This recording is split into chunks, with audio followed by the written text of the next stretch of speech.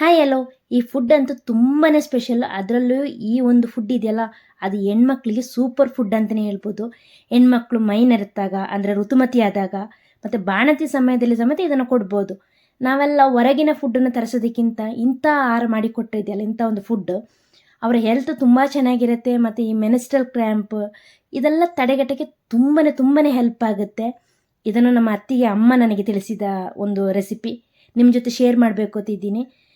ಅಯ್ಯೋ, ನನ್ನ ಮಗಳು ಋತುಮತಿಯಾಗಿ 2-3 ವರ್ಷ ಆಯಿತು, ಈಗ ಕೊಡ್ಬೋದಾ ಈ ಫುಡ್ಡನ್ನು ಅಂತ ಕೇಳಿದರೆ, ಯಾವಾಗ ಬೇಕಾದ್ರೂ ಇದನ್ನು ಹೆಣ್ಮಕ್ಳು ಸೇವಿಸ್ಬೋದು. ಇದನ್ನು ಒಮ್ಮೆ ಮಾಡಿಟ್ರೆ 3-4 ತಿಂಗಳು ಬರುತ್ತೆ. ಕೆಲವು ಹೆಣ್ಮಕ್ಳಿಗೆ ಈ ಮುಟ್ಟಿನ ಸಮಯದಲ್ಲಿ ತುಂಬ ನೋವು, ಅಂದರೆ ಎದ್ದು ನಡೆಯೋಕ್ಕೂ ಆಗೋದಷ್ಟು ನೋವು. ಅಂಥವರೆಲ್ಲ ಇಂಥ ಒಂದು ಫುಡ್ ಸೇವಿಸಿದರೆ ಆ ಸಮಯದಲ್ಲಿ ಒಂದು ನೋವು ತುಂಬಾ ಕಡಿಮೆ ಆಗುತ್ತೆ.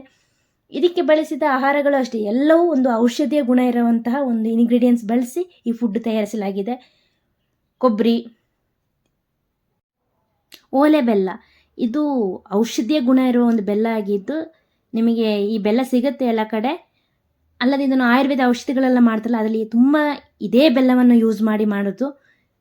ಇದಾದ ಬಳಿಕ ನೀವು ಇತರ ಇಂಗ್ರೀಡಿಯೆಂಟ್ಸ್ ಎಳ್ಳು, ನೆಲಗಡಲೆ, ಮತ್ತು ಗೋಡಂಬಿ, ಬಾದಾಮಿ ಇವುಗಳನ್ನೆಲ್ಲ ಬಳಸ್ತಿಲ್ಲ. ಇವೆಲ್ಲ ಒಂದು ಎಷ್ಟು 1/4 kg ಅಷ್ಟು ಬಳಸಿದರೆ, ಗೋಡಂಬಿ 1/4 kg ಬೇಡ, ಒಂದು 100 ಗ್ರಾಮ್ ಗೋಡಂಬಿ, 100 ಗ್ರಾಮ್ ಅಷ್ಟು ಬಾದಾಮಿ ಸಾಕಾಗುತ್ತೆ. ಎಳ್ಳು ಒಂದು 1/4 kg, ಅದರಲ್ಲಿ ಬಿಳಿ ಎಳ್ಳು ಮತ್ತು ಕಪ್ಪು. ಅದಾದ ನಂತರ ನೆಲಗಡಲೆ ಒಂದು 1/4 kg ಅಷ್ಟು ಬಳಸಿ, ಇವುಗಳನ್ನೆಲ್ಲ ಹಾಕಿ ತುಪ್ಪ, ಇವಿಷ್ಟು ಸಾಕು. ಇದಕ್ಕೆ ಪ್ರಮುಖವಾದ ಇಂಗ್ರೀಡಿಯೆಂಟ್ಸ್ ಇವಿಷ್ಟೇ ಸಾಕಾಗುತ್ತೆ. ಇವುಗಳನ್ನ ಬಳಸಿ ಮಾಡುವಂಥ ಒಂದು ರೆಸಿಪಿ ಇದಾಗಿದ್ದು.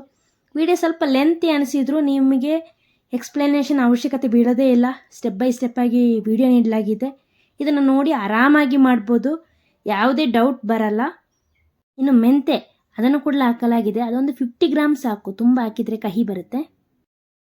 ಈ ಎಲ್ಲ ಸಾಮಗ್ರಿಗಳನ್ನು ಪ್ರತ್ಯೇಕವಾಗಿ ಹುರಿದಿಟ್ಕೊಳ್ಳಿ. ಅದಾದ ನಂತರ ಅದನ್ನು ಪೌಡ್ರ್ ಮಾಡಿ, ನಂತರ ತುಪ್ಪದಲ್ಲಿ ಹಾಕಿ ಫ್ರೈ ಮಾಡಬೇಕು. ಫ್ರೈ ಮಾಡೋಣ ಅಷ್ಟೇ, ಸ್ಟೆಪ್ ಬೈ ಸ್ಟೆಪ್ ಹಾಕೋಬೇಕು. ಮೊದಲು ಕಪ್ಪು ಎಳ್ಳು ಪುಡಿ, ಅದಾದ ನಂತರ ಬಿಳಿ ಎಳ್ಳು ಮತ್ತು ಮೆಂತೆ ಹಾಕಿ ಮಾಡಿರ್ತೀವಲ್ಲ ಅದರ ಪುಡಿ, ಕೊಬ್ಬರಿ ಪುಡಿ ಈ ರೀತಿ ಹಾಕಿ, ಮತ್ತು ನೆಲಗಡಲೆ ಪುಡಿ ಈ ರೀತಿ ಹಾಕಿಬಿಟ್ಟು ಒಂದು ಕನ್ಸಿಸ್ಟೆನ್ಸಿ ಬರುವಷ್ಟು ಹೊತ್ತು ಮಾಡ್ತಾ ಹೋಗಬೇಕು. ಈ ವಿಡಿಯೋ ನೋಡಿ, ನಿಮಗೆ ಅದರಲ್ಲಿ ಫುಲ್ ಡೀಟೇಲ್ಸ್ ಸಿಗುತ್ತೆ. ಇದನ್ನು ನೀವು ಬಾಣತಿಯರಿಗೆ ಕೊಡ್ಬೋದು. ಇನ್ನು ನನ್ನ ಮಗಳು ಮೈ ನೆರೆತು, ಅಂದರೆ ಋತುಮತಿಯಾಗಿ 2-3 ವರ್ಷ ಆಯಿತು, ಈಗ ಅವಳಿಗೆ ಹೊಟ್ಟೆ ನೋವಲ್ಲ ಇದೆ, ಇದನ್ನು ಕೊಡ್ಬೋದು ಅಂತ ಕೇಳಿದರೆ ಖಂಡಿತ ಕೊಡ್ಬೋದು. ಯಾವುದೇ ಪ್ರಾಯದಲ್ಲಿ ಹೆಣ್ಮಕ್ಳು ಸೇವಿಸ್ಬೋದು, ವರ್ಕಿಂಗ್ ವುಮೆನ್ ಸೇವಿಸ್ಬೋದು. ಇದು ಎಲ್ಲ ನ್ಯೂಟ್ರಿಷನ್ ವ್ಯಾಲ್ಯೂ ಇದರಲ್ಲಿ ತುಂಬ ಇರೋದ್ರಿಂದ ದಿನಕ್ಕೊಂದು ಸ್ಪೂನ್ ಇದು ತಗೊಂಡ್ರೆ ತುಂಬಾ ಒಳ್ಳೆಯದು. ಯಾವ ನ್ಯೂಟ್ರಿಷನಿಸ್ಟು ನಿಮಗೆ ಇದನ್ನು ಬೇಡ ಅಂತ ಹೇಳಲ್ಲ, ಅಷ್ಟು ಹೆಲ್ದಿ ಒಂದು ಫುಡ್ ಇದಾಗಿದೆ.